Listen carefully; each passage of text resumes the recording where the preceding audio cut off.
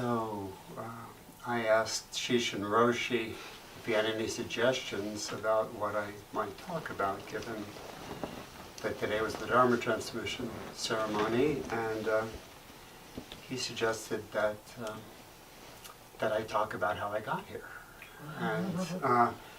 And so I decided to take him at his word and start at the beginning.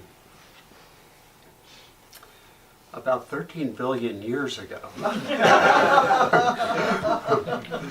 a compressed blob of sorts of matter and energy suddenly began to expand. There's a current controversy over when exactly this happened. I don't know if you know about this, but some scientists are saying 12.8 billion years, and some scientists are saying 14 and some billion years. Personally, I think the universe doesn't look a day over 12 billion. Anyway, we call this event the Big Bang, right? And I looked up these numbers. Out of the Big Bang, eventually, I don't know how many billion years it took. Maybe Shishin Roshi does know, but eventually this expanding matter started to coalesce into planets and suns and solar systems and galaxies. And apparently there's 30 billion planets in our galaxy alone, and there's something like 100 billion galaxies. So that's a lot of planets. And in the wake of the Kepler space mission, astronomers estimated there might be as many as 40 billion Earth-like planets in the universe. Is that something, you know?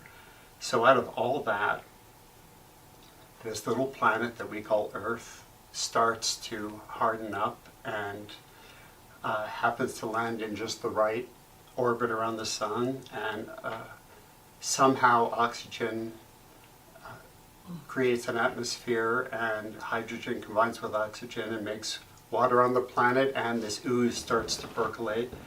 And something like 3 billion years ago, somehow the ooze starts to replicate and turns into life. And eventually another billion years passes, some of that life crawls out on the land, turns into frogs and salamanders and such, and eventually into reptiles, and then an asteroid hits the Earth, and the reptiles are wiped out, and the little mice, which were the warm-blooded creatures, eventually evolve into us. And so a lot less than a billion years ago, 62 years ago, there was a little bang. And we all came from both a big bang and a little bang. And in this little bang, something like 40 million sperm were emitted and met one of between 300 and 400 of the eggs that a woman produces in a lifetime. And 9 months later, a child is born. And at first the child is completely unified with the environment. And eventually, in the case of this particular child, it's apparently, I started talking around 12 or 14 months, and around the time that language starts, we start to identify ourselves as separate beings. And little acquisition of language, maybe it took a few months, but before long, all of a sudden, out of these countless causes and conditions, random events, the unlikeliness of it is enormous, that any of us should be here at all. All of a sudden, I come to enough thought process to start thinking of myself as a separate individual, at which point I say, "Hi, I'm here, I'm me, I did this!" And that's where all the trouble starts, right? So, I want to talk a little bit about the mind we were born with, the literally original mind that we were born with. And it can be really useful in Zazen to try and cast your mind back there, because there was a time before we learned language, before we learned separation, when we were completely unified with our environment. We didn't realize that there was an over there and a me here, and we didn't realize that our mother was separate from us, or our father, or anything. But we didn't know we weren't separate either, because we had no concepts like separate and not separate. So when Roshi said during the transmission ceremony today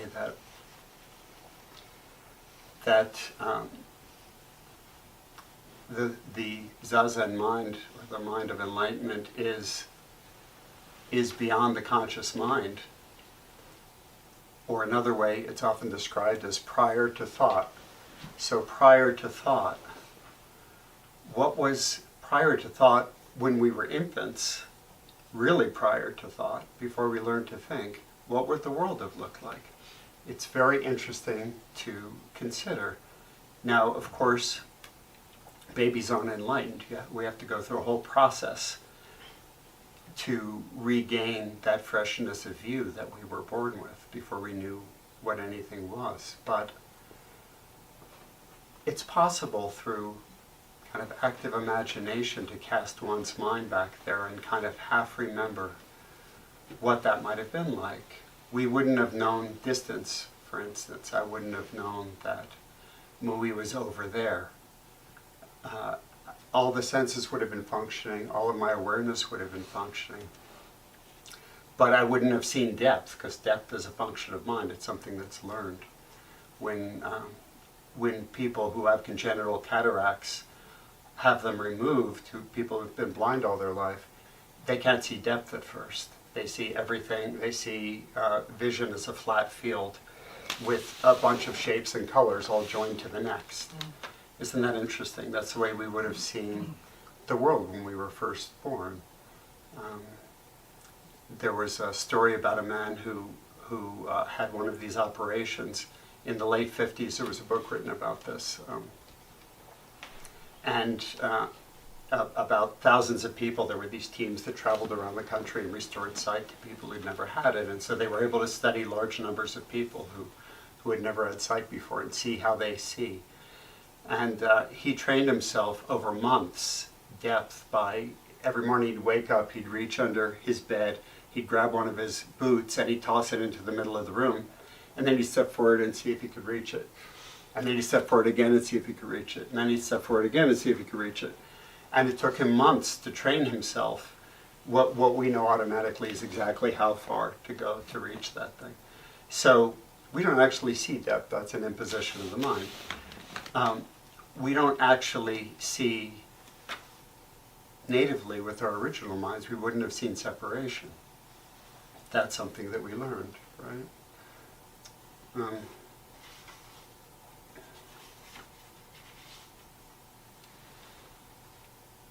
And that separation, that sense of separation is where all the trouble starts. Part of why I went into the Big Bang and all that is to point up that it was mostly non-self elements that landed us in this apparent self, right?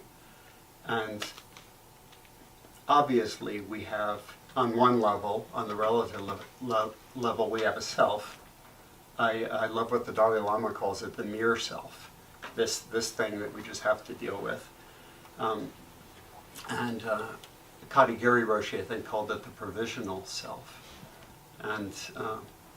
But that's not the self we practice in Zazen. The self we practice in Zazen is the unified self, which is, we're far more unified than we are separate. And some of you have heard me say this before, but if you think that you're separate from the universe just because we're portable and we can move around in it, then go ahead and remove yourself from it. We can't do it right now. We've all wanted to, right? But we've all thought, oh my God, take me now. But we can't even remove a piece of paper from the universe. That's how unified it is. That's how unified our existence is. All we can do is change its form. So I developed this self, and it was problematic. I found it quite problematic. My parents divorced when I was between 4 and 5 years old. And we moved to Florida because my health was already bad. A lot of you know I've had health issues for a lot of my life. And it was so difficult for my mother as a single mother to take care of my brother and myself that she put us in a foster home for 2 years. And I experienced abuse in that foster home. And when my brother and I were finally rescued again and went back to live with my mother, by that time I'd formed into quite a frightened boy. And very, very shy, very withdrawn. I was fundamentally scared of life. And that continued pretty much through my childhood and adolescence. Very fearful. I actually thought, Shinko Roshi will laugh at this, I actually thought I was an introvert. Shinko Roshi sometimes says I'm the only known extrovert in the Zen world. Actually, but I didn't realize that. I was afraid, and that was really what the issue was. And some of you have heard this story again. I'll just briefly touch on it. But I went to college, and when I was 19 years old, still quite shy, frightened, and withdrawn, fundamentally frightened, I'd say. My fears somehow coalesced into these two neurotic fears that I would worry about a lot. And one was that I would one day be paralyzed, and one was that I would one day go blind. And these were obsessive fears that would play in my head. And as I look back on it now, I really think that somehow all the fears of my childhood just like gathered onto those two things. I'm so glad to be in a Zen setting where I can talk about this stuff, because that was my early training was not to talk about emotions in Zen, right? At the Zen Center of Los Angeles. And about that time, I was at a friend's house, and I was browsing through his bookshelf, and I just saw the spine of a book, and it just had the title Awareness. I keep thinking I should go back and look at that book.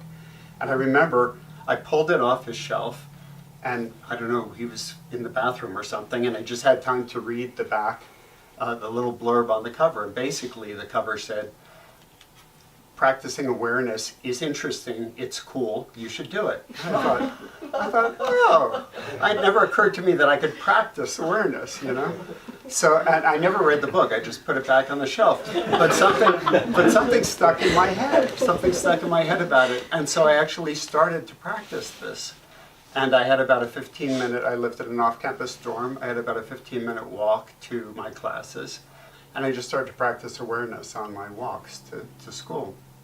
I lived in Santa Barbara. I mean, really, it's easy to practice awareness when you're in a beautiful setting like this one or Santa Barbara.